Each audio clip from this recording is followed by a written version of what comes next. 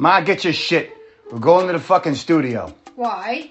We're gonna do a reunion show. We haven't done one in a couple of years. Your presence is required. Why would you do that to yourself? Why would you subject yourself to those fucking marks on the internet? Oh, sounds like somebody's scared to death, like she ain't got it no more. Okay, let's fucking go then. Reunion show, take 1. Are all the boys doing the show? Ma, read your fucking line. Focus. Reunion show, take 5. Tony, I don't even know who the fuck that is. Oh my God, Ma, this is gonna be like fucking pulling teeth, isn't it? What is a fucking tribal chief? Oh, Mom. Reunion show, take 12. Are you fucking kidding me? I am not gonna say that. Come on, you fucking pussy. Ow! Go ahead. Curse at me again. See what you're gonna get. Dad, can you please help me out over here? Show her how it's done, please. No way. I'm not getting involved with this shit. Reunion show, take 21. Listen, Cody Rhodes looks like 94 Lex Luger without the steroid, but with shittier hair. Take 33. All right, Ma, with this one, tell the boys which one you like better, night 1 or night 2? Night 2. Why night 2? Because Shane McMahon went down faster than a stripper with student loan debt. All right, take 40. Let's talk John Cena, Austin Theory. What'd you think of that, Ma? All I can say is congratulations, Tony. Why me? Because we finally found someone who was balding more than you. Go fuck yourself. Oh my God, stop. I can't do this anymore. You're old, you're rusty, you can't hack it no more. At this point, I'm just gonna put you in a nursing home. Nursing home? Fuck you. No one's gonna remember you guys. You've been away longer than Roman's been champ. Ooh. And when the show fails, don't come to me to bail you out. Oh, Mom. It's time for another wrestling podcast. All right. Are you fucking kidding me? Guys, I got blocked again on Twitter. I'm your mark of marks. That's the most reliable source on the interwebs. The social assassin at your disposal, bitches. All right. Of course. Welcome to episode 250. It's been 3 long years. I'm Credo. I'm Angry Cooter, the social assassin, at your disposal, bitches. I guess I'm Minority Mike. It's been so long. I haven't said that name, Minority Mike, in a long time. My God, guys, it's 2023. That's what it is. It's April. The last show we did was episode 249 with Vicky Guerrero on February 21st, 2020. And then we just stopped. We walked away, and then lo and behold, a month later, COVID hit. So the world stopped, guys. 3 years. We stopped before COVID. We kind of, we kind of stopped before that even happened. So it's been a while. Let's get to know each other again, I guess. I don't know. Are we reintroducing each other? Let's cut the shit, Credo. Let's just start the fucking show already. First of all, we all already know that Cooter is the same asshole that he was 3 years ago. You're not wrong. And you're still the same fucking midget. Yeah, basically. I grew an inch. Hopefully in the right places. Hopefully in the right places, guys. But no, so February 21st, 2020, going back, COVID. What did you guys do? I mean, the whole world stopped. Wrestling stopped. Everything kind of stopped for a little bit. So, I mean, can we just take us back to 2020? Because that was the time of empty arena matches for a while. The show must go on, and it did. And it just looked like it was practice. I mean, that's when we left doing this. I mean, what have you guys been up to? Have you been watching wrestling? I don't know. It's another wrestling podcast, so I hope you watch something out there. Let's see. I tried to hang in there as long as I could, but I think the silence and the lack of crowd reaction just really killed it for me. I canceled WWE. I really wasn't watching on TV. I think without the crowd, it killed me.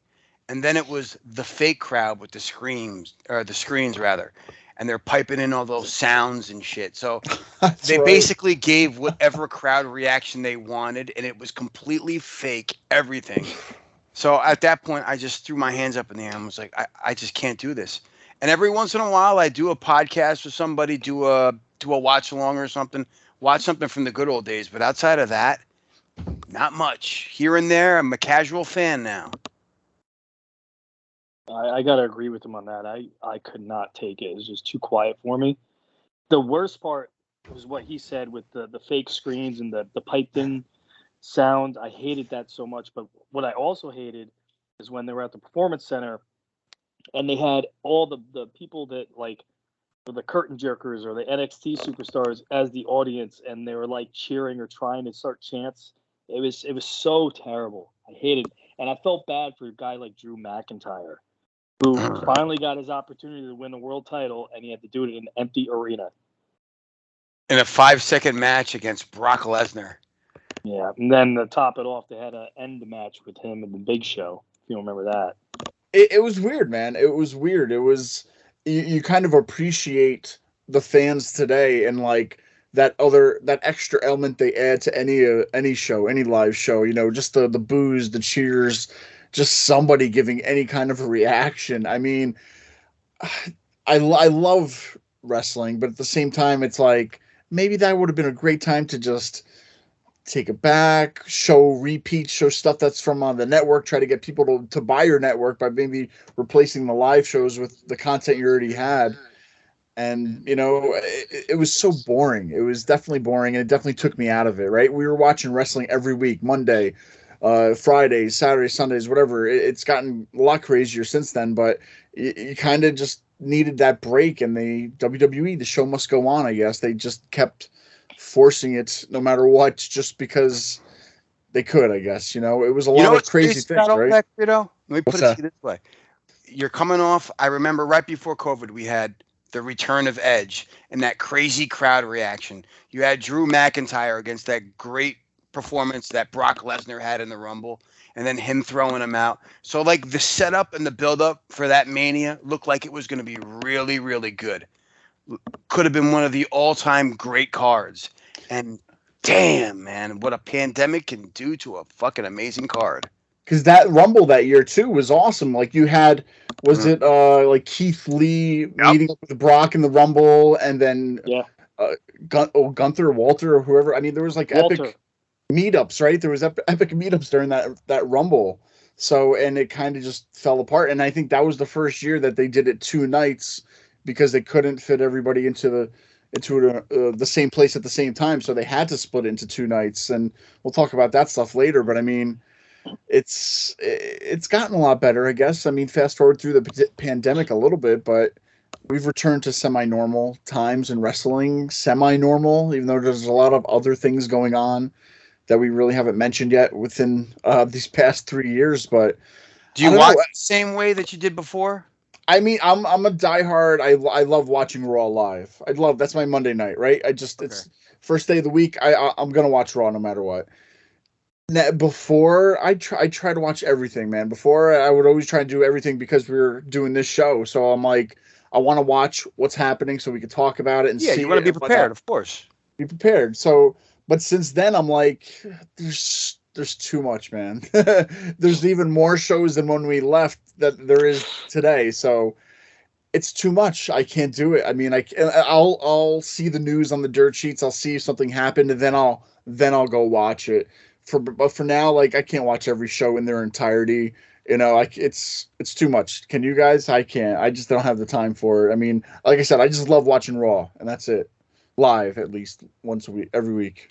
I try to keep up with everything. My schedule now is just beyond crazy. I don't get home until like 8:30, 9 o'clock on some days.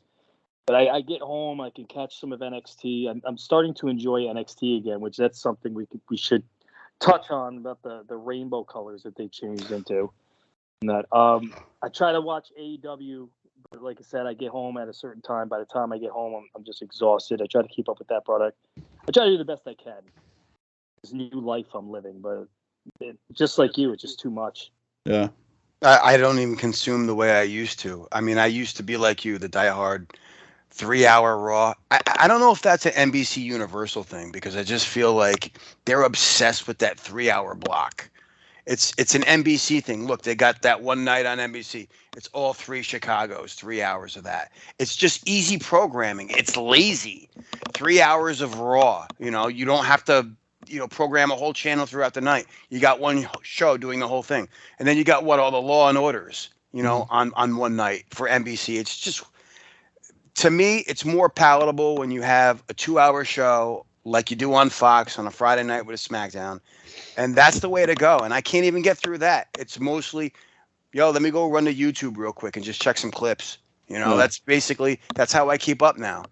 No, yeah. I mean, the world has changed, and that's what we've kind of been dealing with the past 3 years. I know, from empty arenas, fast forward to everything seeming okay. But guys, a lot of things have happened. I want to pick out maybe one thing that had happened within the 3 years that stood out as just like awesome, something maybe you didn't think was going to happen, something that happened, just something that stands out within that 3-year time span of something you want to talk about. The one thing I want to talk about, and feel free to chime in, but is CM Punk. I mean, that was a big deal last year or so, right? I don't know how long we've been into it, but about a year or so ago, right? The return you honestly didn't think would happen. The guy left, had a little stint in UFC or whatever, got knocked out, MMA stuff. He learned his lesson, I guess, over there. All right, a little stint, and but he's just one guy. Like, love him or hate him, he has a fan base. The fan base love him. They want to see him, regardless of what just happened today. But that was a big deal for AEW to get him, to bring him back. And to put him out there. And I feel like even to this day, even though he's gone now, I feel like they need to bring him back because he, like I said, love him or hate him, he has that power of the people to watch. I don't know. That was a big thing that happened while we were away. And I don't know. What did you guys think of the whole CM Punk return? Because we never really talked about this. So we got to get these things out. It's been 3 years. Great return. He's put on some decent matches. He's had a nice little run, but he's always hurt. He's older now. He can't. And maybe it's because the competition over there is a little stiffer. Maybe he's a little older. Maybe getting his ass whooped by Mikey Gall the way he did just, took the shit out of him. You know what I mean? I don't know. To me, that wasn't even the best part of COVID. But hey, good for you. You got your CM Punk back, and I was a huge fan, but it didn't really do much for me. Sure. Yeah, I agree. I think the entrance, like just that whole build-up, and we all knew he was coming back. They said it without saying it, and we all tuned into that Rampage to watch it. And I thought it was an amazing return. It kind of, I don't want to hold it to that level, but it kind of reminded me of Triple H returning at the Garden. I mean, it just, the place was nuts. And the worst part about it is that show is only an hour. So they had to really time out his entrance. I mean, with Raw, they could just let him go. They could do the runoff time there. With Rampage, unfortunately, they had to time it out. And I thought it was great. I thought his run, though, was a little stale to me. And I enjoyed it, but then I don't know. I just kind of fell off after a while. Yeah. I mean, yeah. I was going to say, for me, something I love, career resurgence, Roman Reigns. I don't think there was a bigger fucking hater of Roman Reigns than this guy right here. For 5 years after his initial 2-year run with the Shield, for 5 years he was just horrible. Went away during COVID, came back, and it's a completely different look, completely different character. He can actually cut a fucking promo. He got his teeth fixed. Holy shit. He's the tribal chief, baby. Nobody, I don't think, has had a better career resurgence within a company without leaving than Roman Reigns. Yeah, you said that right. I mean, for somebody who years, we talked about it, they keep pushing him down our throats, whether it's a Royal Rumble winner or he's main eventing again, that whole match with Taker, everything. For years, it was like, we get it. 5 years of getting shit on, guys. Yeah, and it's 5 years. That's crazy. And, it's crazy that it took him that long to find his stride, if you will. But one of the greatest things, he's going to go down as one of the best WWE champions or just superstars that they've ever had. This guy is still young. He could still be around for another 10 years doing stuff. Maybe he'll do the same thing like The Rock and Cena, get into more movies and stuff. We'll see if that happens. But yeah, man, like a whole career resurgence from being forced into the main event, kind of being pushed down our throats, to now finally doing that. I mean, I think Cody even said it on a promo recently that it took him like 8 years to finally to do what he's doing now. But it's great. You cannot beat this gimmick. Wait. You know how I noticed? You can't beat this gimmick. You know how I noticed the times kind of changed since the last time we did a podcast to today? It's the reason why I've noticed something is because me and Cooter are agreeing on a lot of things. So Just wait. We're not done yet, buddy. I know. I'm speaking too soon, but I completely 110% agree. I think that Roman Reigns character, I'm all for it. Second he was joined with Paul Heyman and became the Bloodline and the Tribal Chief, I believe it. I believe that he's in God mode. He makes me a believer. And we'll get into the whole WrestleMania thing, but I'm okay with him with the titles still, because he is like the end boss that you can't kill. It's great. His run is historic right now. Not only that, every match he's put on. Think of the last 3 matches he's had. Mania with Cody. He had Sammy before that. He even put on a classic with Logan fucking Paul. There's nobody better in the game right now than Roman. I don't care what you say. Yeah. And for somebody like him too, he's reached that like Undertaker level, that Brock Lesnar level, to where he doesn't need to be on TV wrestling every week. He can become that part-timer now, to where he comes in and just wrestles at the pay-per-views or whatever, just because he has that title reign behind him, 900 something days, almost 1,000 days now. He has that aura about him of being like that top boss, like you said it. Because when Undertaker left, it's like, oh, who's going to be the next guy to do something kind of like, to be in that top level of superstar. And WWE doesn't have that. They have it now. They have Roman Reigns. They have that Brock Lesnar of being those top bosses, if you will, who don't need to be there every week. So it's a good thing for them.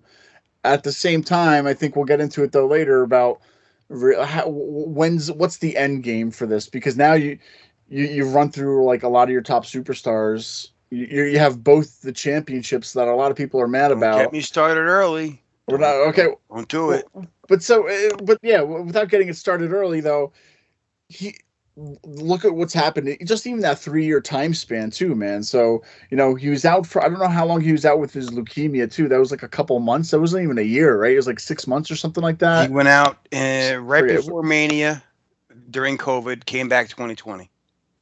But then he left again. Remember, he left, came back during the COVID era, but then decided not to continue because I guess with the treatments and all that stuff, the COVID will like attack his immune system a lot worse than like people like you and I. So he was gone for a while after that. He didn't compete in the WrestleMania, the empty arena WrestleMania. Oh, right. That's what I'm saying. He left for that. He left during that and came back in 2020. Yeah, well, he left twice. You want to think about that, because remember when he had the before the pandemic, though. Yeah, well before the pandemic. Yeah. What about you, Mike? What is something maybe that stood out? I had CM Punk, who's got some Roman Reigns action in there. Anything else within those 3 years that might have you really liked? Do I want to talk about stuff that stood out that I liked, or that stuff that I didn't like? That's the question. Well, whatever you want to. Well, this could be fun. I mean, Cooter beat me to it when it came to Roman Reigns. I think that what really stood out to me that I really liked was just that run, and the run that's continuing. The Bloodline storyline. I thought the Sami Zayn Bloodline storyline was the best thing in professional wrestling for the past year, in my opinion. I think that's the reason why I tuned in to SmackDown every Friday night, because I wanted to see what was next, what was going on, because I believed in the storyline. I think Sami Zayn he didn't put everything on his back, but he put everything into this storyline as well. And just the storytelling. You guys know me. I'm huge on storytelling. You could stretch out a story and tell that story for months, and I'm engaged. I'm hooked. I think that, to me, that was my favorite thing of the year for the past couple of years, was that storyline, the Bloodline versus Sami Zayn. Yeah.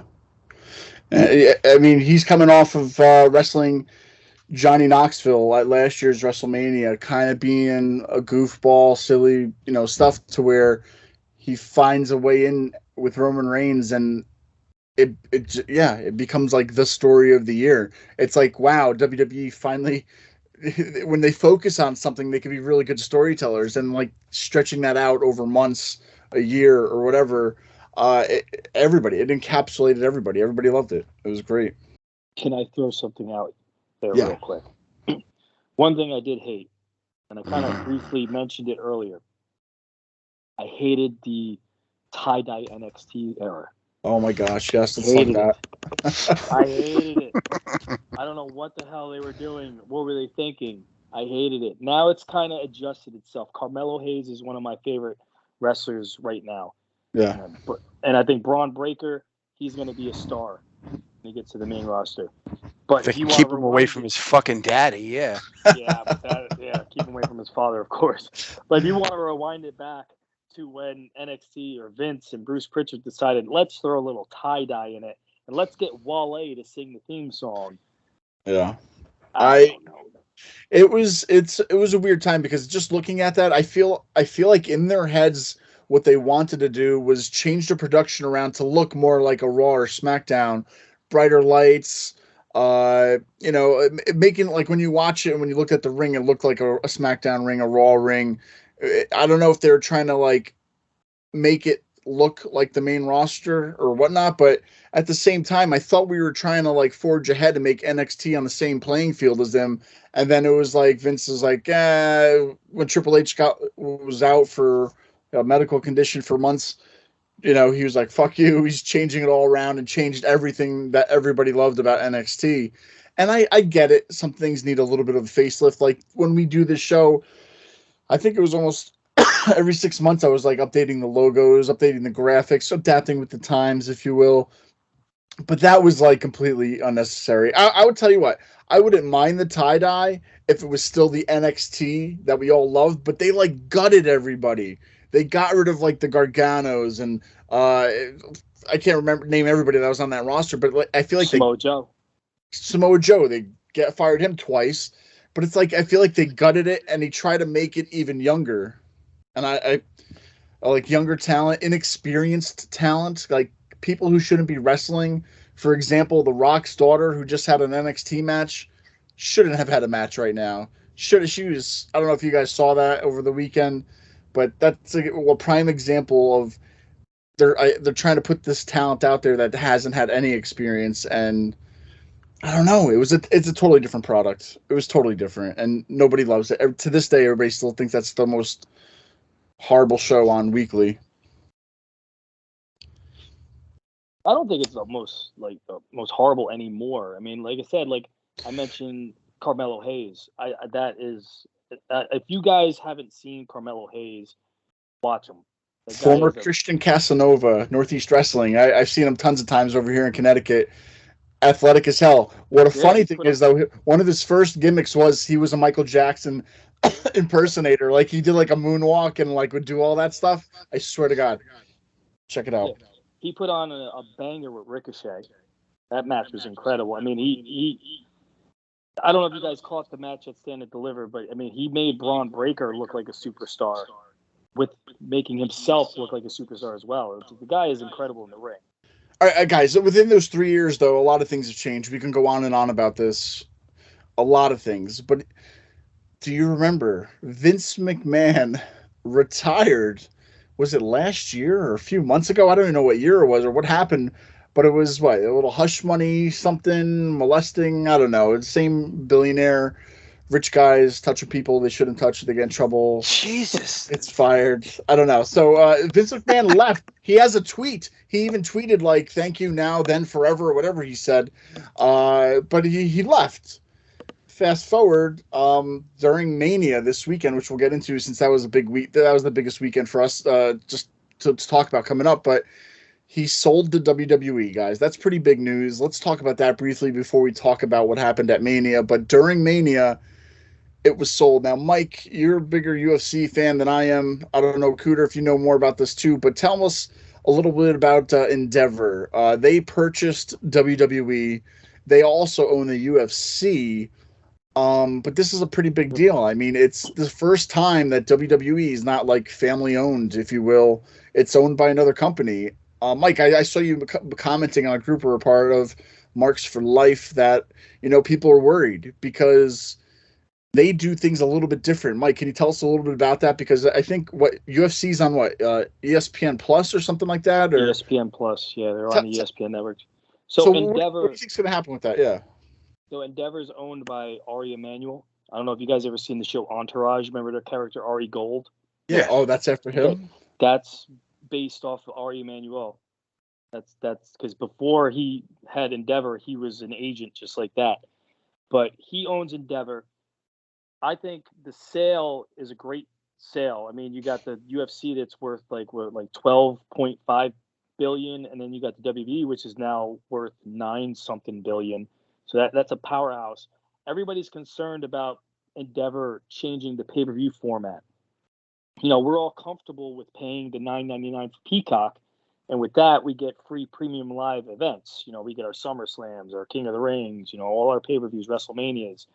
The way Endeavor does it is you can't find UFC on actual pay-per-view. They don't do pay-per-view anymore. You have to get an ESPN Plus subscription, which is, I believe, $10.99. And then on top of that, you get all this shows and everything like that. But if there's a big UFC event, you have to pay $75 or more, depending on who's fighting. That's how much UFC events cost. I haven't bought a UFC event in God knows how long because I'm not paying $75 to watch it. I'll go to someone's house and I'll chip in, but there's no way. So you have to pay the monthly subscription plus the pay-per-view price. So it's crazy. It's nuts. Yeah. So everybody's concerned that Endeavor is just going to try to change the format. Now they can't, because I found out that WWE has a contract with Peacock till 2026. Yeah, 3 more years. So they can't do huh? anything. Yeah, they can't do anything right now. But once that contract expires, I mean, we don't know what they're going to do. I think I discussed it with you, Credo. I think the smartest thing for them to do is to create something kind of like an Endeavor network where you get your UFC and your WWE stuff. You get the best of both worlds. Me personally, if I'm going to get free UFC pay-per-views and free WWE pay-per-views for a monthly price, I'll pay $49.99 a month to get all that content because I'm a huge fan of both. I don't know how other marks feel, but I'm not going to pay $75 on top of a subscription fee. That's insane. I think that's the thing too. I think with everybody out there, Cooter, you can tell me if how you feel, but it's almost like since they came up with their own network, we're paying $9.99, right? So everybody was used to that $9.99, and then they sold that to Peacock, I think, which happened also within the 3 years that we were away or something, maybe.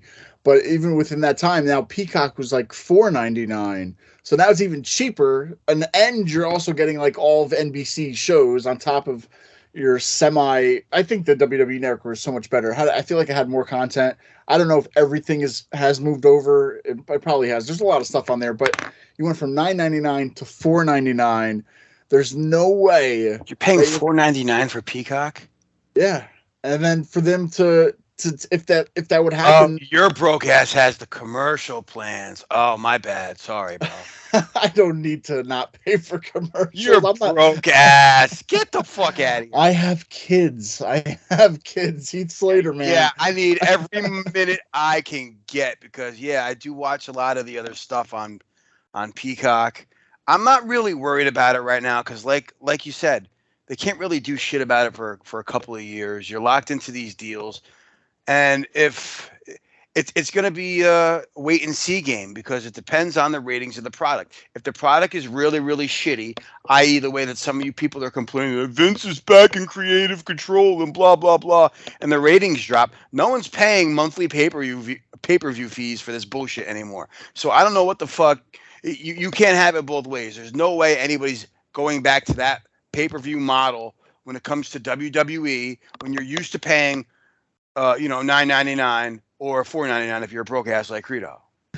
And I feel like that would be just the biggest drop off because if all of a sudden I'm only paying $5 to get everything and now you want to charge me $75, sorry, I'll just go watch it on like the dark web or whatever and look it up and watch it for free the next day.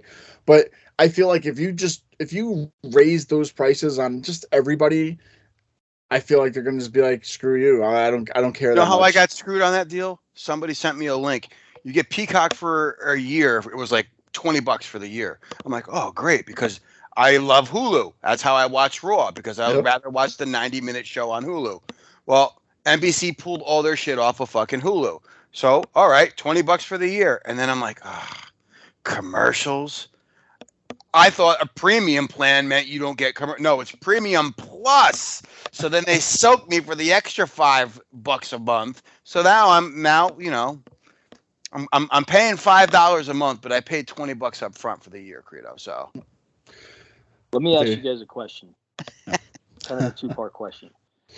How long, or do you think within the next couple months to a year, you're going to see some changes with the WWE at all with this new endeavor behind it? Or you think it's just going to be the same thing? What's been happening? Because I feel like they were kind of watching their purse, if you will, a little bit. I feel like they, so to speak, because I feel like they were trying to get their ducks in a row to sell, right? So they wanted to make sure they were doing good or doing something, like to have a certain look for WWE to sell it. I honestly didn't think it would be sold over the weekend. I thought it would be like maybe a few weeks, a few months tops, but like over the weekends, I feel like that was crazy fast. So it's almost like they had something like that in the works, but I don't know. I mean, the changes is that they don't have to worry about selling. If this endeavor could make the UFC millions of more dollars than what it was making just on whatever they're doing, I'm in hopes of that they're gonna have to change it up. Especially if down the line they're gonna charge people for stuff. Why would I pay for something that's garbage and where people are complaining online or on Twitter, fire Vince and whatever? Like, that's not kind of a reputation you want for your show that you're going to charge people. So I feel like they're going to have to, they can tune it up, spice it up right now. Bra and panty matches, probably not, but I mean, they got to do something. I think, because now they don't have to worry about not selling or going bankrupt or doing whatever. So I think they're in a good place now. And if Endeavor makes them money, I think, why not change things up a little bit? I think they're going to do a wait and see. They're going to see the inner workings of the company, who's in charge, how the ratings are. They got to make sure everything's cost effective, because if you plan on scaling up and charging for something, you have to make sure it's watchable. And if the ratings are in the shitter, like I said before, nobody's paying $50. No one's paying more than what they're used to paying. And that's why I don't really worry about, everybody complaining, oh, Vince is back in control. I don't even think he is in control. I think there are so many fucking crybabies out there who were so upset with Night 2 and Monday Night Raw. They're just looking for somebody to blame because Oliver Twist asked for more and didn't get it. Like, get the fuck out of here. I mean, it's a good question though, Mike. I mean, it's something. I also think that this deal, I mean, granted, it's a great deal, but I think it benefits the UFC more than the WWE. And this is my reason why. It's because the UFC is going to advertise on WWE time.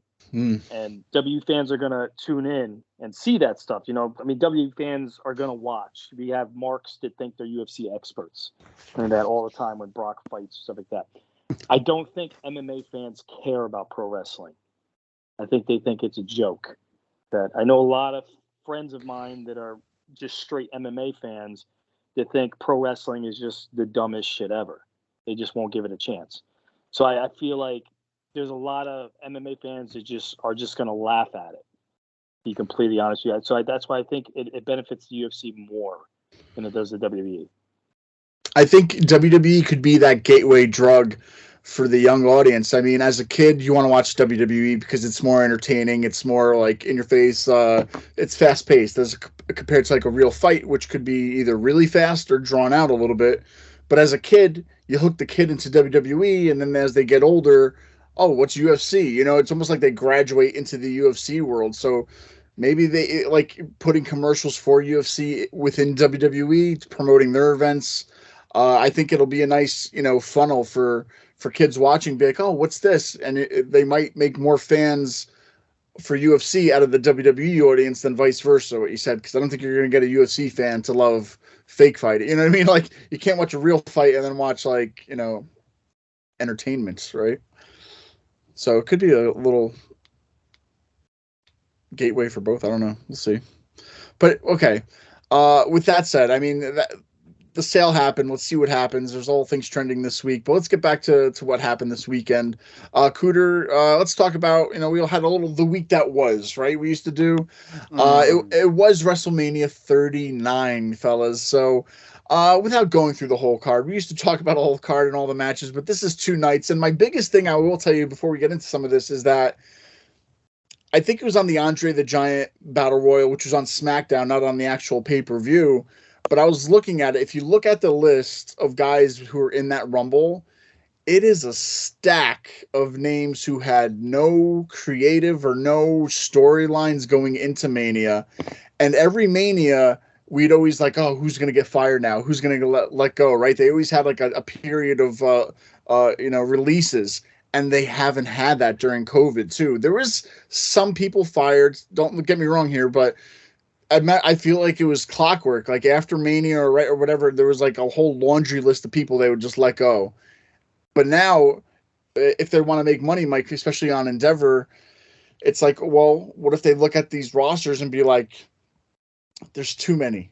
There's so many people. WWE and AEW, that's a whole other story. But there's a lot of people on these rosters, to make it more, I don't know, efficient or whatever. I feel like if you just look at that Rumble match, it's a huge list of guys who aren't doing anything right now. And it's amazing when you see some of those names because it's just like, wow, why are we even holding on to these guys? Like they're not on TV every week and we just don't have any stories for them. So I think it'll be interesting what Endeavor does and how they can maybe get rid of some of these guys or use some of these guys. So, but anyway, Cooter, tell us about WrestleMania 39. Maybe get us into that, what happened. What should we do? Maybe some your favorite match, honorable mention, curtain jerk, or what? Sure, throw one out there. What was your favorite match night one? Night one. What do you think, Mike? What was yours favorite match? So I have a toss up between 2 matches, to be honest with you. Mm-hmm. I mean, for me, if one edged out the other by this much, just a tad bit, was the Usos versus Zayn and Owens, but I can't take away from Charlotte Flair and Rhea Ripley. God damn, this is crazy. We're agreeing again, motherfucker. Yeah, I know. It makes for a boring show. They tore down the house, man. They had me totally invested into the match, and I think that match was before the main event too. Am I wrong?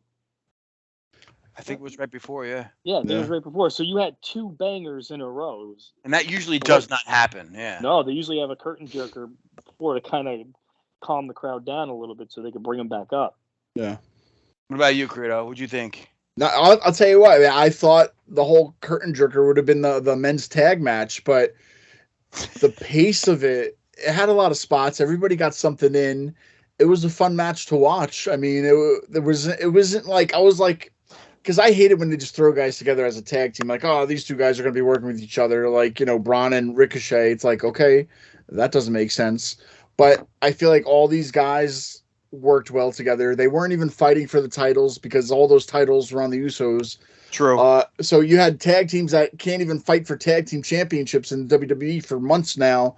And they put these guys together. And I think it was everything you could want in a Mania match, everything you could want in like a tag team tornado, whatever kind of match it was. It was just entertaining. I mean, like everybody had a spot. It was fun. I can't think of anything else. I mean, a lot of people shined during that moment that they gave them. So and that whole night was, I don't know. It's tough to pick. It was tough to pick a match of the night because I don't think there was a match outside of my curtain jerker that I did not enjoy, which is John Cena and Austin Theory. That match was the drizzling fucking shits. I don't care who you are.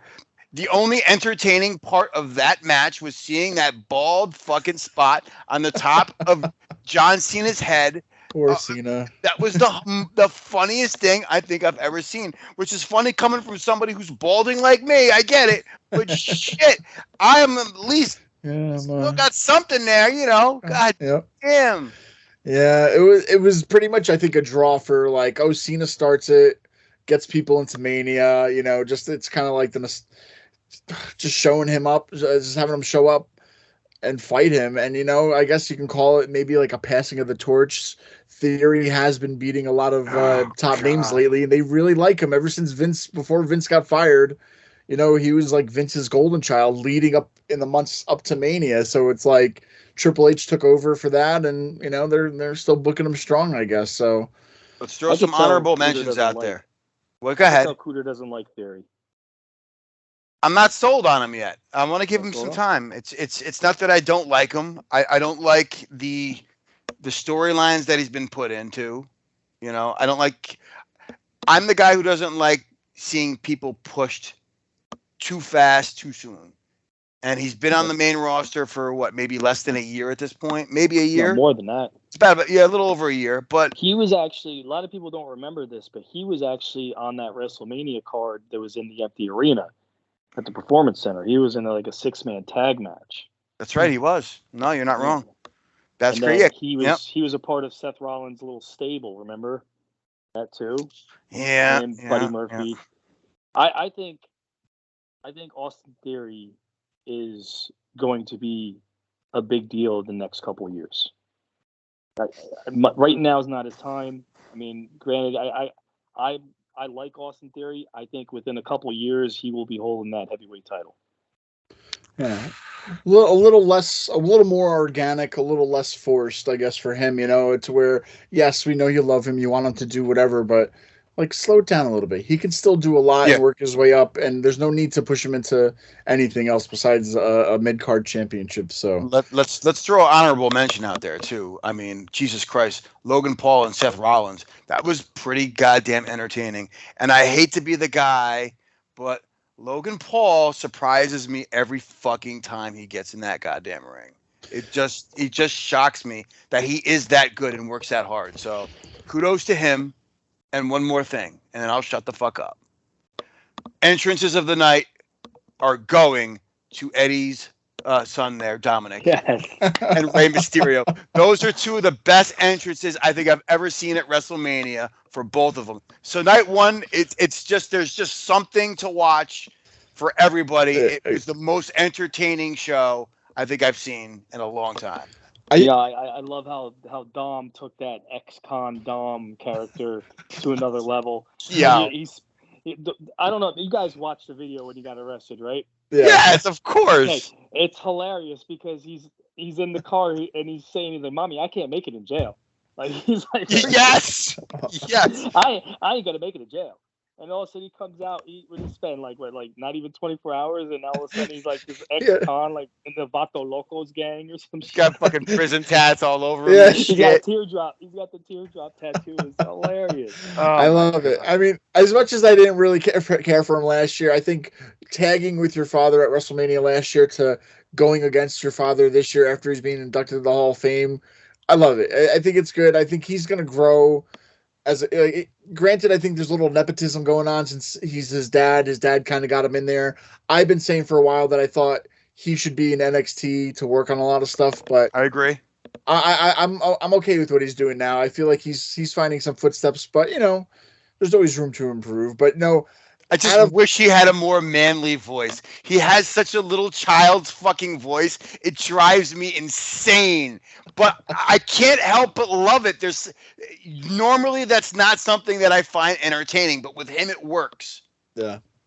And before we get to night two, I think the only thing, because I was really looking for something to nitpick, just on night one, there wasn't really anything. And I think the only thing I want to talk about, I'm curious if you guys agree or not, but the only thing that bothered me was the women's tag belts should not have been on Alita and Becky Lynch. They should have been on night two during that tag match. Why? Because it was a 3-on-3 match, and you don't need tag team championships fighting for that. So when the girls on night two was actually a women's tag match, they could actually use that in the tag match. And I thought Ronda Rousey and Shayna Baszler could do something with that and hopefully form their own little thing going on down there, because Ronda was pushed. She's a big name. She's a big name. She's main evented. She's not the best wrestler in the world, but she has that name. She has that star power. They're not the best. She fucking sucks. You know why? The last 6 months, all that bitch has done is phone it in. I'm sick of fucking Ronda Rousey. Get her off my fucking TV and put somebody who actually gives a damn about the business in the fucking ring. But I'm just saying, out of everything that happened, I feel like the tag belts wasn't even needed for the Damage Control 3-on-3 match. That could have just been a match. And that's it. That's the only thing I really thought nitpicked it. But going into night 2, Cooter, that's where really the magic started to unravel. And, there was a lot of bad luck. There was a lot of stuff happening on that. Shane McMahon returns, busts his quad, tears his quad like his dad did many years ago. You had Finn Balor getting busted open by the ladder during his match. It looked like they were going to have to stop it. So there's some bad luck happening on that night. It didn't have the same magic, I didn't think, as the first night. Things having the same magic. That night was fucking beautiful for me. Night 2? Yes. And not necessarily when it comes to in-ring work, but in storytelling, it buried night 1. Why is that? What do you mean, why is that? How in storytelling did night 2 bury night 1? Do you really want to get into the Cody argument now, or do you want to wait a minute? Let's talk about these fucking matches, and then I'll destroy you. Cooter's been waiting for this one. I've been waiting for months. Okay, all right. So then tell us, what did you think? Waiting for months. WrestleMania was Saturday. No, I've been waiting for months to do this shit, goddammit. Okay. Match of the night in night 2. Yes. No one's going to disagree it was the IC title match. Those 3 men put on a classic. It was probably the greatest IC title match in the history of WrestleMania. I put that up against Flair. I put that up against Savage and Steamboat. Better. Did you guys read the stats on that match? No. How many chest slaps there were? Like, I gotta find it and send it to you guys. Somebody actually counted, watched the match, and counted how many chest slaps were received, how many chest slaps were given, like who got the most chest slaps in, how many exchanges. It's crazy how these fans do this stuff. I'll send it to you guys. So, am I wrong to say that I love the match? I thought it was amazing. But I feel like I liked the Gunther Sheamus fight that they had at a Clash at the Castle maybe better. I don't know. That was another good match. Sheamus got a standing ovation out there too. It was similar, just better storytelling. That match told a great story, because now you have it set up with McIntyre and Sheamus, because the way Sheamus looks at McIntyre after Sheamus pulls him out of the ring just sets up another great feud. And McIntyre, I'm sorry, loudest chops of the night. His chops were way louder than Walter's. At one point, I was like, "Oh shit, Walter's getting shown how to do this properly." And, I could watch. I'm sorry to cut you off, but no, I could watch Sheamus and McIntyre wrestle every week. Absolutely. It doesn't get. I mean, those guys go in there and they beat the shit out of each other. Mm-hmm. It works every week. And those are 2 guys that I could watch numerous times. I was going to say, you brought up Drew McIntyre too, is because he's one of the names after Mania who tweeted something about leaving. So he's one name I'm going to bring up. The other name I'm going to bring up is Bayley. We'll talk about that later. But I mean, there's a few names that hinted on their Twitter that they want to leave. Asuka is another one. A lot of names have been brought up of people that are just either unhappy now over there. So you said that he's one of the names that came up with Bayley and Asuka that could be on their way out. So I don't know. I mean, Asuka, I think Cooter, I think I talked to you. I don't know who I mentioned, but I was like, Asuka's 0-5 at 0-5 at Mania. 0-5. Isn't that crazy? I also feel like that's a bigger snub, her not winning the belt with the year that she had, more than Cody not winning the belt. I mean, last year was it that Becky won, or not? Bianca won it and then lost it till right away, right? Lost it to Becky or something like that. I'd say that's how it happened, something along those lines. Yeah, but it's Asuka won it and lost it. I don't remember.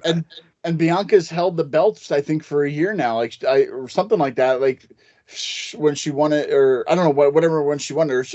She's held it for a long time. I don't have the stats in front of me, but I would not see anything wrong with Bianca losing to the new, improved Dark Asuka. Like I feel like it's a shame for her not to win. Like Everybody they have has to know a these stats, right? everybody has a problem with the way they build up Asuka to be this monster every year. They do it every year just to pull the rug out from underneath her. That's somebody I feel terrible for.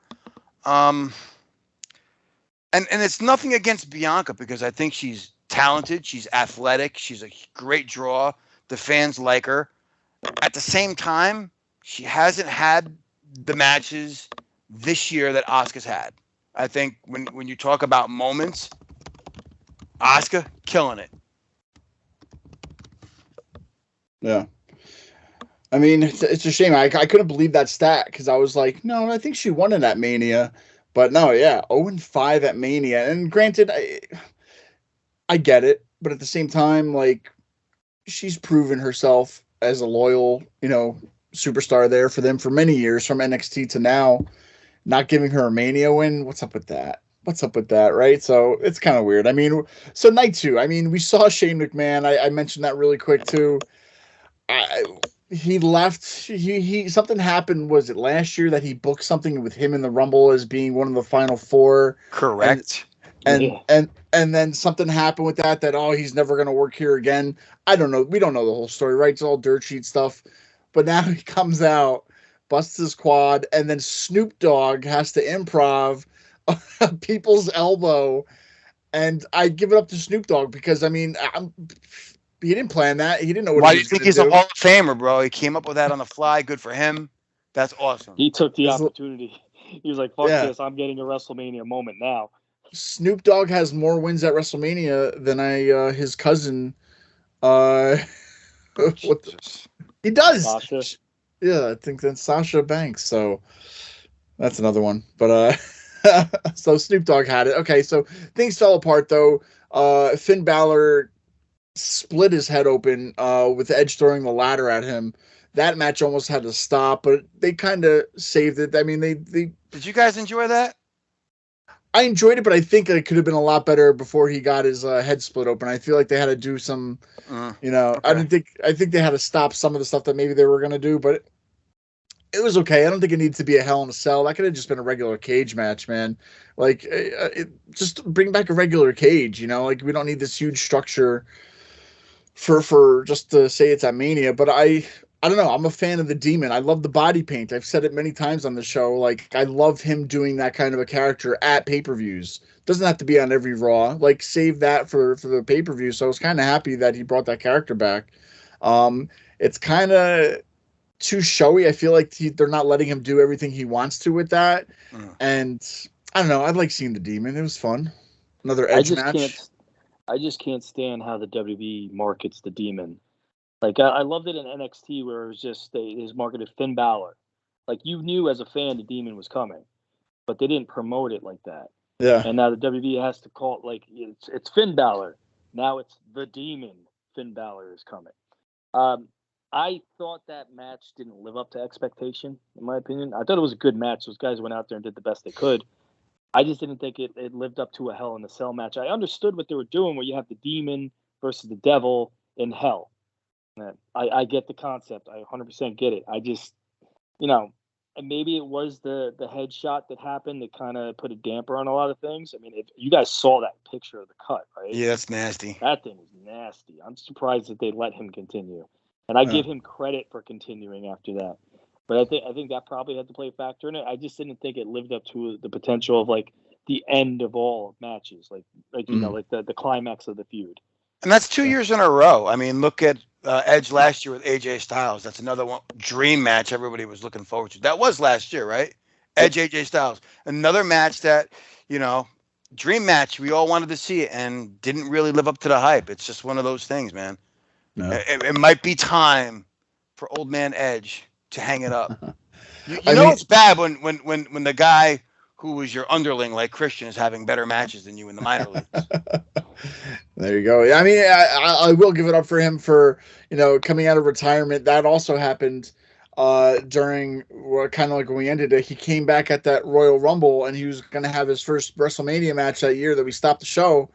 And then COVID happened, and he had that whole thing with Randy Orton backstage, like, whatever kind of a match. So that was fucking terrible. For a guy to come back at an awesome return at the Royal Rumble, and then to have like a shitty WrestleMania during COVID kind of a thing sucked for him. So I'm glad that he's at least getting some matches in, and then he could ride off into the sunset. But for being retired for how many years and then coming back, so good for Edge. But Cooter, I think we just got to talk about it. Let's talk about it. The main event. Now, I think we'll all be talking about this, but I mean, the main event, they built it up a little bit. Cody Rhodes versus Roman Reigns for the undisputed WWE Universal Heavyweight Championship. My biggest gripe with this is that you didn't get what you wanted. We know. is that both of the belts are on Roman Reigns. I would wish that like they could have just, Monday night they could have been like, I've held these belts so he can unify it, bring back the undisputed championship, and then let Raw and SmackDown have their main guy titles, because at a point a few months ago they have no main titles on the show, so they're trying to build up the United States Championship and the IC Championship as like really big deals, And look what those titles are doing for the younger talent. Look what it does for an Austin Theory. The main eventers have Look what nothing. that does. It doesn't matter about the mid-carders. This is the main eventers. You had guys like Kevin Owens walking around doing nothing for how long? And what did that build-up do for those titles? But these guys have nothing to fight for, and you have it on Roman Reigns for 3 years now, or whatever it's been. He defended it the last 3 months in a row. What the fuck are you talking about? The two belts, though. He defended them 3 months in a row. What's the problem? What's the problem? Give him one belt, because every show needs their own fucking title. You have main eventers that don't have anything to fight for. What are they fucking fighting for? Credo, we grew up in we grew up in the 80s when Hulk Hogan was champion and he wrestled once every 3 fucking months. And you're complaining about somebody That's a different time, different world. That's like when they were going to show every week, same twice a week, fucking 3 times thing. a week. It wasn't the same thing. There was like one show a week. Thing. No, you had multiple shows a week. You had Superstars. You had Challenge. Don't challenge me, goddammit. Yeah, they still have main events and everything else, but Roman Reigns isn't on any of that. Like, each show needs their titles. So my biggest gripe with this is that it's not that Cody didn't win.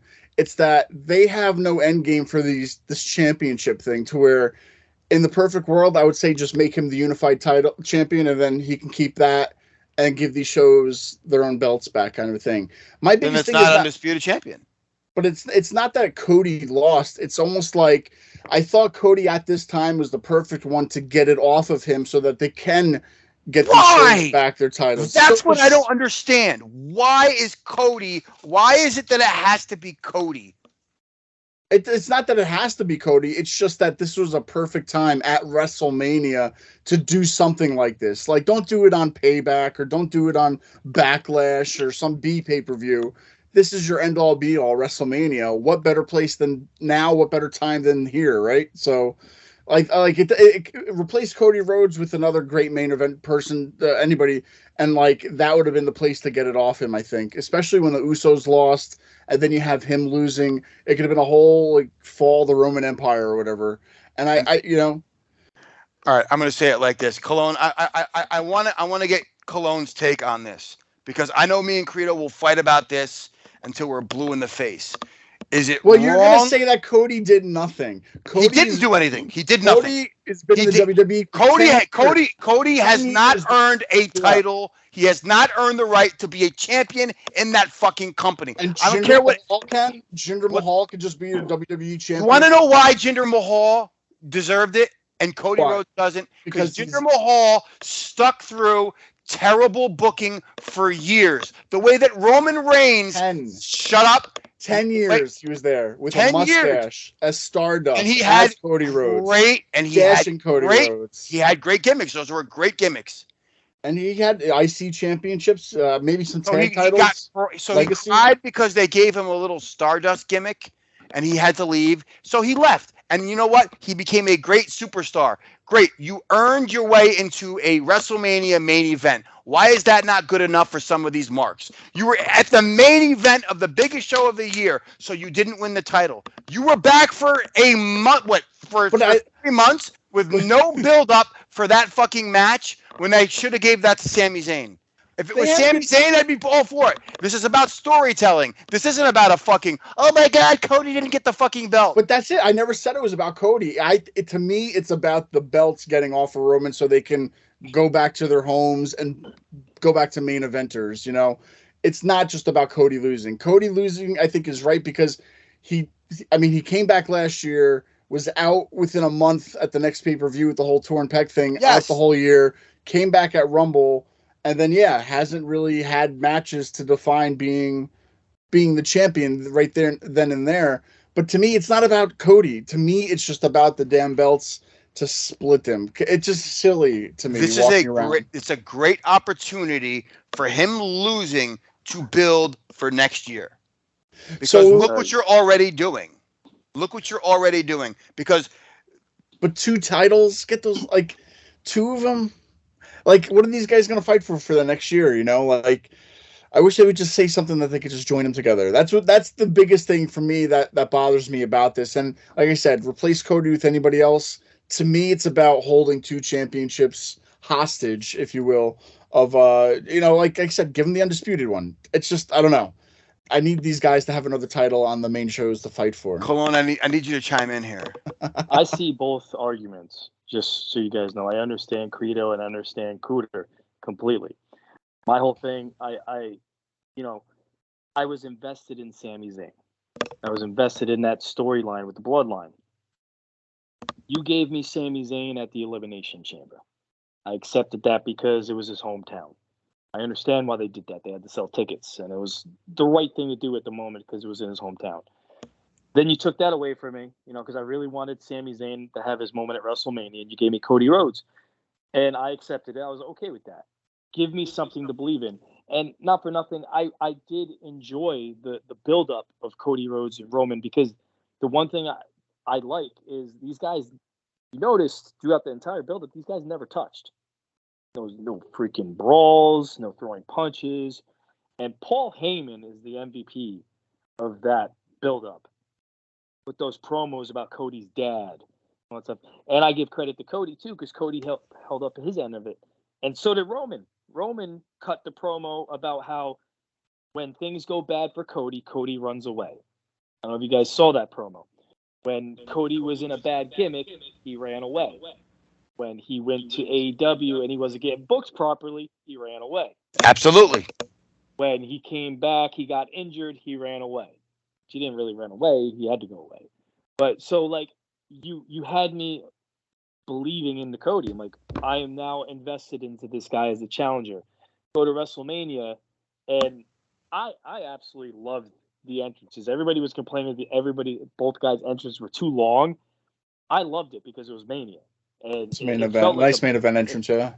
Yeah, it felt like a big fight feeling. It was actually nice to see Cody go ringside to pick up his daughter before the match. Like that. I thought that was cool.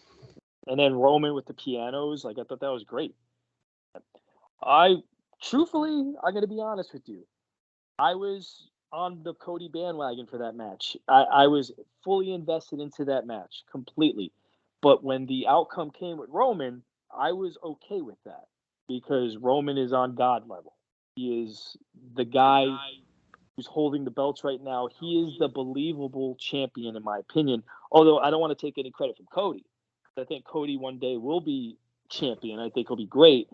And I would have been okay with it if he won, but I am okay with the fact that Roman did it. It shocked the hell out of me because writing was on the wall that Cody was going to win. I believed it. They were going to give it to Cody because I was also hearing stuff that Roman was taking time off, all this stuff, whether that was fake news or real. I was automatically on the Cody bandwagon. I invested in that match. I loved that match. That was by far, besides the Intercontinental title match, I was entertained by that match. Absolutely. But with Cody not winning, too, I also think that gives more sympathy for Cody. I think people are going to get behind him more. I think people want to see him finish the story. And I remember the press conference where where Triple H was just like, I don't know why he keeps saying finishing the story. That's just a chapter of the story. The story isn't ending just yet. And I agree with that comment. I don't think his story ends at all. I think it just continues. Well, two things on that really quick is that when you say it's just a chapter in it, like for me, WrestleMania is the end of the book. Throw it away. Next chapter starts at Raw.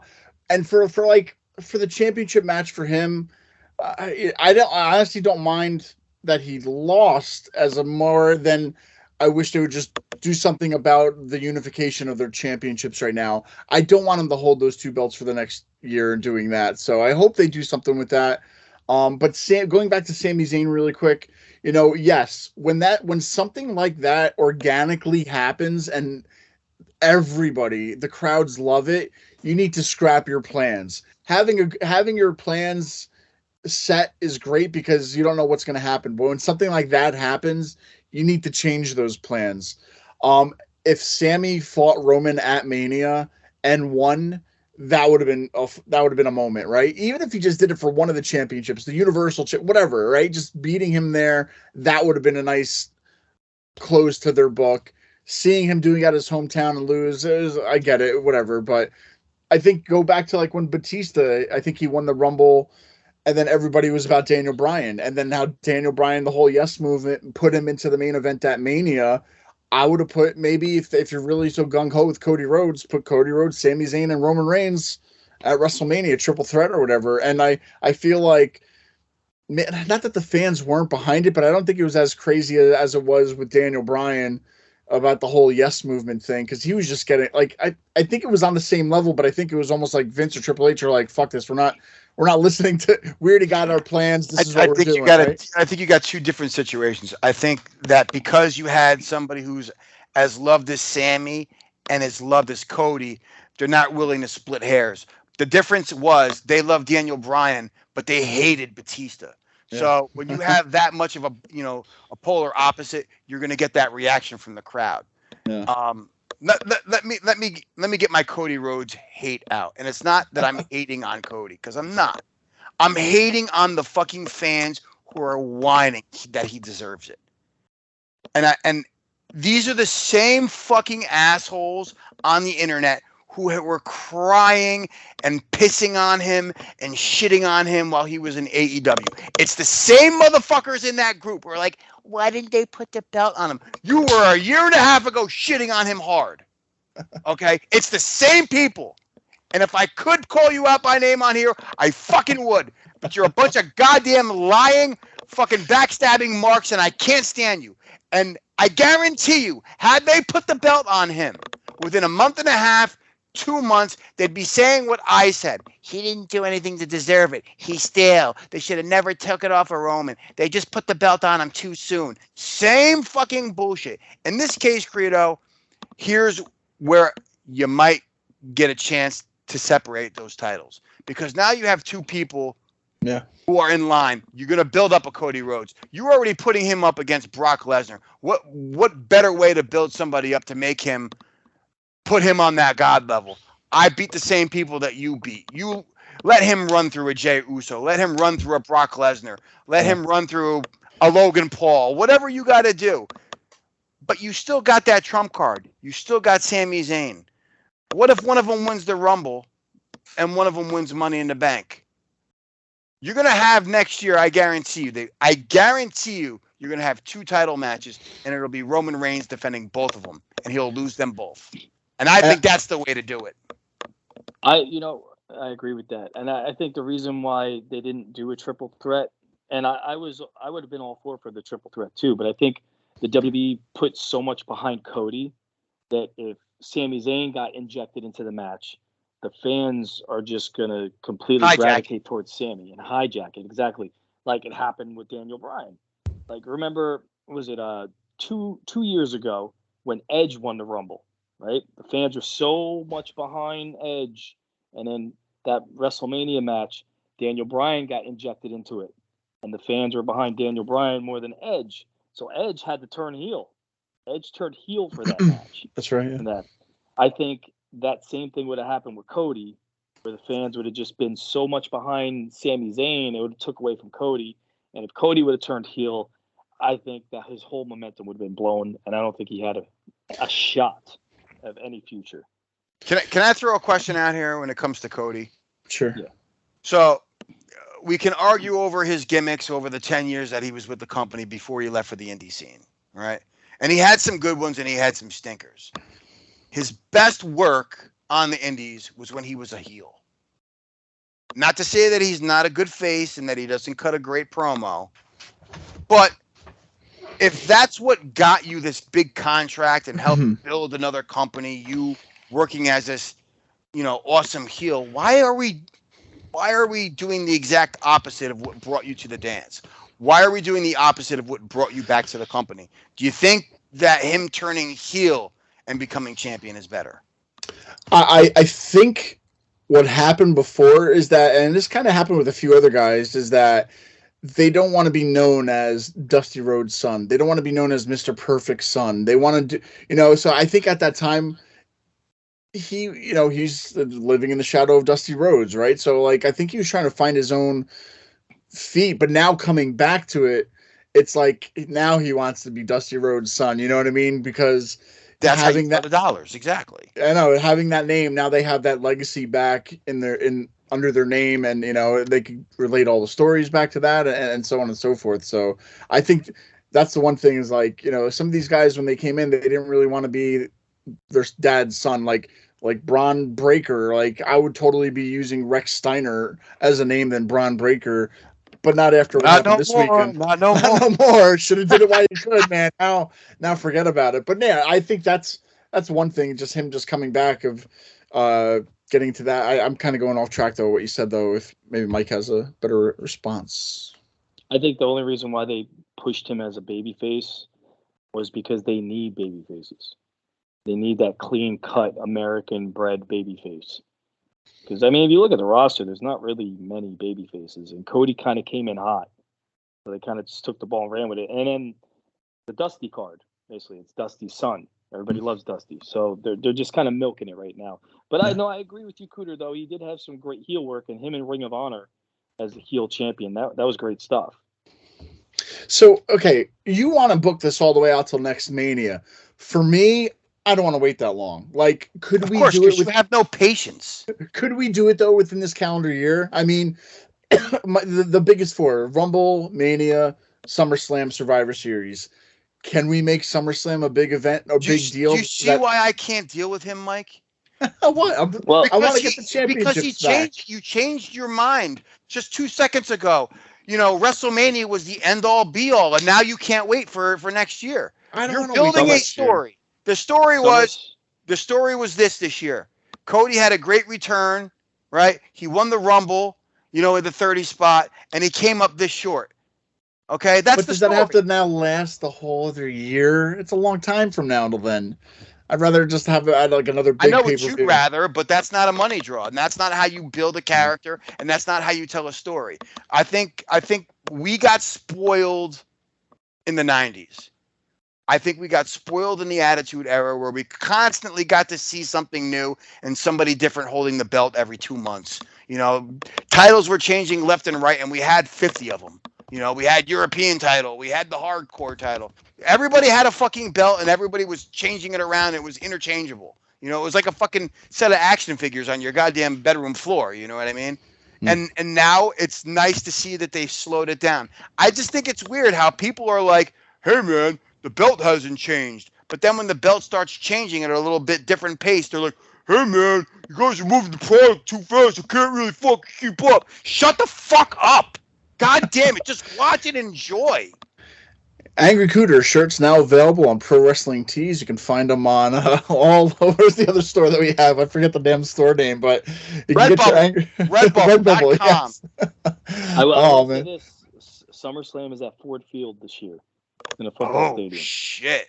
Detroit? So they're making SummerSlam kind of a big deal because it's in a big stadium. So I don't know. I personally, if Roman's going to drop the titles, I would like to see him drop it at a Mania. Give him another year with those titles, because for me, it's believable. Like I said, I'm going to sound like a broken record. He is the believable champion right now. He is doing the work. He's putting it in. I mean, he is the head of the table, and that gimmick, he's making it believable for me. And it hasn't been stale. It's been 3 years, and that gimmick to me isn't stale. Okay, guys, we've been talking about this. We came back on a 3-year hiatus or whatever. We talked some wrestling, we talked some Rumble, we talked some Mania, we talked whatever, right? I want a prediction. Cooter, Mike, tell me this time next year, or no, don't even tell me this time next year. How do you predict, or what do you want to see happening with the Universal Championship and the WWE Championship? Maybe what do you want to happen and what do you think is going to happen?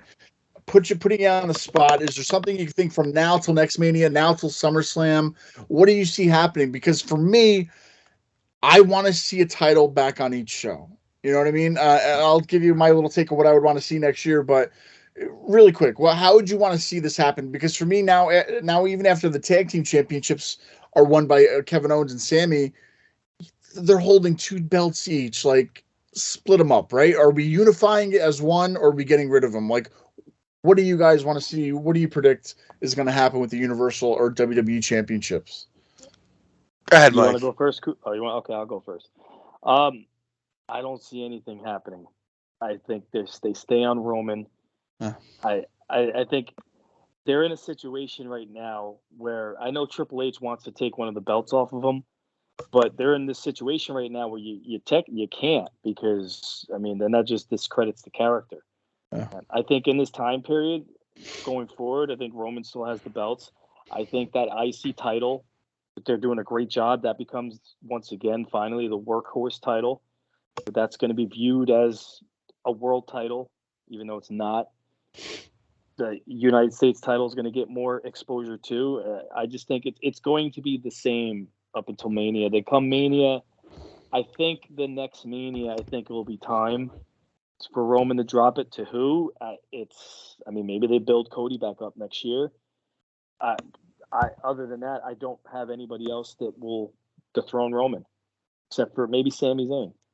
I like my idea. I literally like the idea of him wrestling twice, one against the Royal Rumble winner and one against the Money in the Bank winner. That's how you split up those titles. And it's at the same time, it's a great way of protecting Roman's character, because nobody else has to wrestle twice on that weekend, and you're having 2 high-profile matches. It protects the character.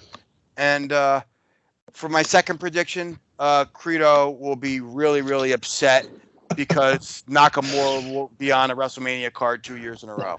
Nakamura and AJ Styles weren't on the card this year. Crazy.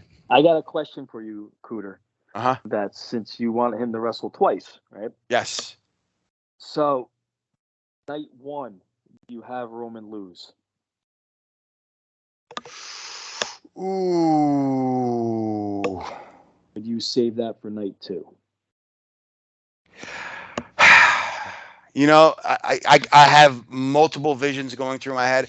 I think if you somehow screw him in night 1, it makes him losing clean on night 2 believable, because you're in his head. If you see a screw job where something happens to him the way it always happens, the way he does it, where one of his boys comes in and saves his ass or something along those lines. You know what I mean? I get that. I would, if he's gonna wrestle twice, honestly, I would have him win night 1. Yeah. And then lose it, drop it on night 2. I totally agree. Only because of the fact that like you have him lose on night 1, you know, it kind of takes away from the special moment on night 2 for me. So I alluded to this. I mentioned it on our Marks for Life group on Facebook. Our good friend Jesse Malloy posted something about what would you do? How would you book it from here on out? You can't change anything. This is what I said today. I said first, and I think I mentioned it earlier, but just to get into the whole story, if I'm controlling it from here on out, I'd give him the undisputed title. I would have him hold on to that and then have him relinquish the WWE and Universal titles.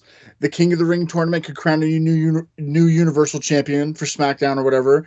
And then the WWE championship could be on the line at Money in the Bank.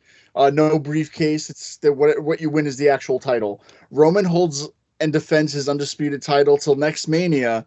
Rock gets in the Rumble. Rock wins it. Rock challenges Roman at WrestleMania 40. Rock wins the Undisputed Championship, holds on to that for a few months, and then loses it at SummerSlam in like a triple threat or whatever, something like that. But The guy who hates titles wants more titles. I want more Out of titles. here. Now he wants more titles. I can't with this fucking guy. I'm out of here. Well, so I feel like a Brock Lesnar or Roman Reigns, these part-time guys who rightfully deserve it, should have like. Why can't we have a part-time title? Undisputed. And The then we can have a champion. Like, make him have an undisputed champion. But I don't know. As you can see, I just want the damn title split, guys. That's all I really want. I just want them to go on their own shows because, like, guys like Kevin Owens, man, sitting around doing nothing, doing tag team stuff. I know he's a tag team champion now, but there's like other guys, a lot of other guys I can name. I just don't want to get into it right now. But it sounds like you want to have as many titles as AEW does. Oh my god, AEW has a lot of talent. That's what I'm saying. They have like a stable for every character. Every team has like more than 5 guys in it. I can't right now with that. I figure Kuda would like that one. Well, I mean, I do have a couple of fan questions. I already asked one to Credo. Fan questions, all right. Yeah. Mike Shapiro wants to know, on a scale of 1 to 10, how upset are you Nakamura was not on the card? 10. I'm very upset. I think he just fought the Great Muta somewhere in Japan, home country, and for him not to have a match or come back, like that's it's a shame. I want to see the old Nakamura back with the whole guitar and everything. So okay. I'm very upset, Mike. Very upset. And this one was for Mike from Jacob. How can you consider Danielson turning heel when he's doing nothing but speaking the truth, and Kenny is the problem with professional wrestling? I don't like that at all. You don't like that at all. I don't like Daniel Bryan being the heel. I don't. I think that's bad booking. Bad booking. Wow. For somebody who loved him with his little eco title when he was heel, I'm very surprised to hear you say that. Because it's a different kind of heel, I think. And we can get on AEW real quick. We can make it brief because I do have a question for you guys. Okay. But when it comes to they have excellent talent. I think they just have everything flip-flopped right now. It's weird. It's like Adam Cole's a babyface. Kenny Omega's a babyface. Daniel Bryan, John Moxley, Claudio, they're all heels now, which that happened abruptly. I blinked, and all of a sudden these guys turned heel. I do not know how that happened. I don't know what's going on over there. And granted, they have amazing talent. I don't know if you guys caught it, but if you do, that match with Kenny Omega and that guy from AAA, it was a spot fest. Yep. Yeah. Which I know you don't like spot fests, but sometimes I can appreciate a good spot fest. Oh, sure. That match was, I apologize, I forgot the guy's name, but I never knew who this guy was until I watched him wrestle Kenny Omega, and that shit was nuts. But I just don't like how they're booking things right now. I think they just have everything ass backwards, in my opinion. But I got a question for you guys. Yep. Real quick. So AEW, they made that announcement that they are going to be doing All In at Wembley Stadium in London. Yeah. Let me ask you guys this question. Do you think they sell out that stadium? Man, WWE has that name. AEW over there, I think any wrestling fan would want to go.